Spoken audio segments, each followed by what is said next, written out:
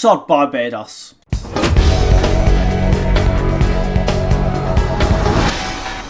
As a result of our so-called Foreign Secretary David Lammy saying that reparations should be paid to the Caribbean, Barbados is now jumping on the bandwagon and demanding $3.9 trillion in reparations.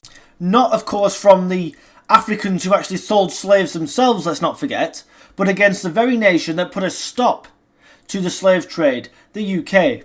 What has Starmer done? Has he stopped visas, for example, for Barbados? Has he stopped the British Army postings to Barbados, something they rely on very heavily for their security?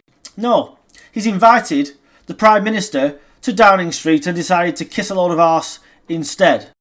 This country gave thousands of lives, lost a hell of a lot of money in banning the slave trade, and attacked other empires as a result of banning the slave trade. People like William Wilberforce are now called racist when he was the front line. He was the face of abolitionism.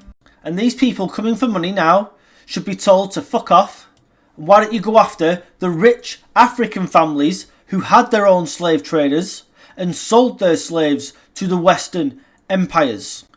I'll tell you why. Because that's far too much of an inconvenient truth, isn't it?